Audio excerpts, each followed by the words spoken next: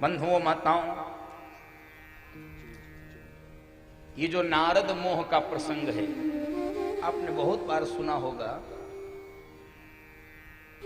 मैं उसकी व्याख्या तो नहीं करूंगा, मैं एक संकेत मर्म आपको बता के जा रहा हूं इस प्रसंग का।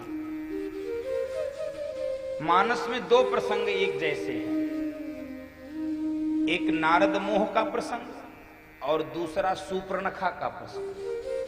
समझना, ये दोनों हसीले हैं, रसीले हैं, चुटीले हैं, लेकिन जीवन की गंभीर समस्याओं के समाधान करने वाले दोनों प्रश्न हैं। और एक विशेषता और दोनों में साम्य है। नारद जी की भी फजीहत होती है और सूर्पनखा की भी फजीहत होती है, और दोनों की फजीहत विवाह के कारण होती है। नारद जी भी शादी करना चाहते थे, सूर्पनखा भी शादी करना चाहती थी। एक को लड़की ने रिजेक्ट कर दिया, एक को लड़के ने रिजेक्ट कर दिया।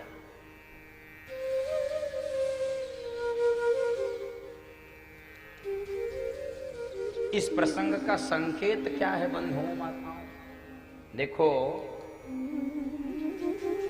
नारद जी में 3 बातें बढ़ गई थी। नारद जी के भीतर 3 बातें बढ़ गई: काम, क्रोध, लोभ। और इन्हीं को मानस में कहा गया है कफ, वात और पित्त। और कफ, वात और पित्त ये तीनों जब शरीर में एक साथ बढ़ जाते हैं तभी कहा जाता है इनको सन्निपात हो गया है।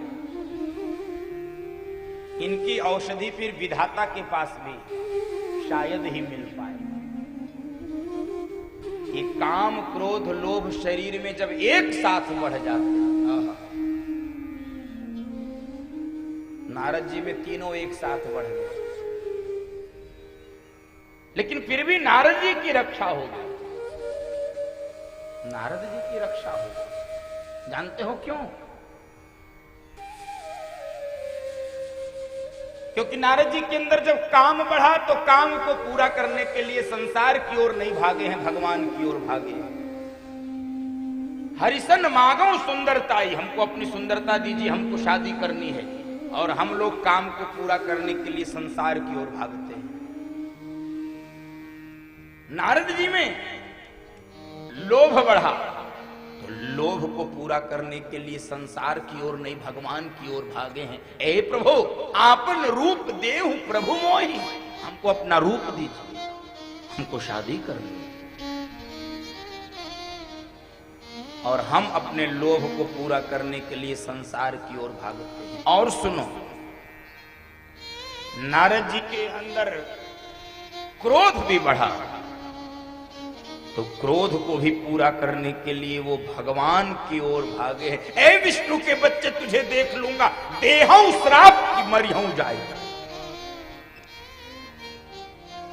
और हम अपने क्रोध को पूरा करने के लिए संसार की ओर भागते हैं। बंधुओं माताओं, ये काम, क्रोध, लोभ, वैसे तो इसको लोग कहते हैं दुर्गुण है, लेकिन मेरी परिभाषा थोड़ी भिन्न है।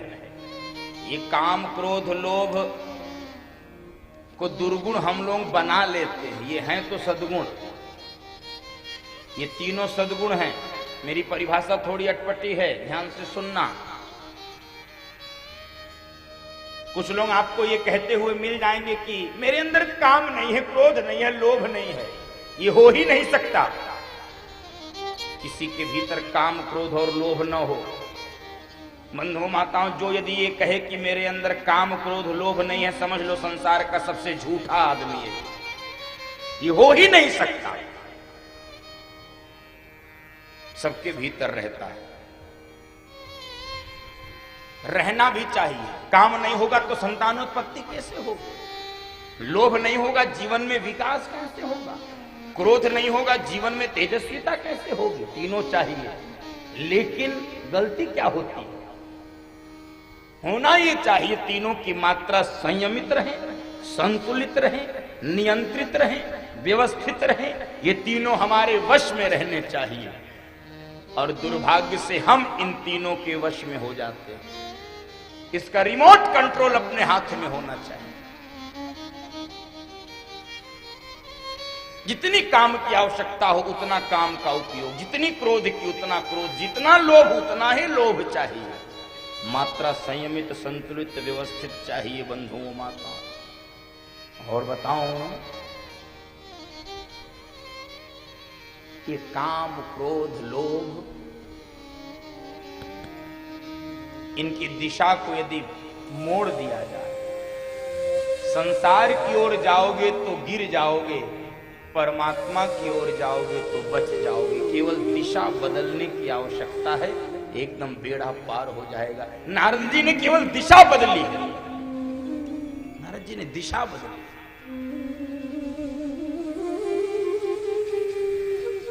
ये तीनों आवश्यक हैं। देखो ये माताएं घर में साग बनाती हैं, साग में मिर्च नहीं डालोगे तो साग फीकी फीकी लगेगी और फिर अलग से मिर्च खाने की आवश्यकता पड़ेगी। साग में मिर्च तो चाहिए, लेकिन कई बार गलती क्या हो जाती है, मिर्च की ही साग बना लेते हैं। तो मिर्च की साग तो वो कठिनाई उत्पन्न करेगी, कठिनाई उत्पन्न। ये काम, क्रोध, लोभ, इनको संतुलित करिए। नारद मोह यही हम सबको समझाता है, सिखाता है। और बंधुओं माताओं, नारद जी सब प्रकार से समर्पित हो गए भगवान के चरणों में, और जो सब प्रकार से भगवान के चरणों में समर्पित हो जाता है, सद्गुण भी तेरा, दुर्गुण भी तेरा, और तेरा तुझको अर्पण क्या लागे मेरा। और जो सब प्रकार से भगवान को समर्पित हो जाता है, तब भगवान घोषणा करता है कि हम ऐसे भक्तों की रक्षा उसी प्रकार से करते हैं जैसे माताएं अपने बच्चों की रक्षा करती हैं। करहूं सदा तिन्हें के रखवारे, करहूं सदा तिन्हें के रखवारे। जिम बालक कहे महतारे, जिम बालक कहे महतारे। बंधुओं माताओं, जैसे बालक की रक्षा मां करती है, वैसे ही भगवान हम सबकी रक्षा करते। ये भगवान की घोषणा है, और भगवान की घोषणा कभी झूठी नहीं होती।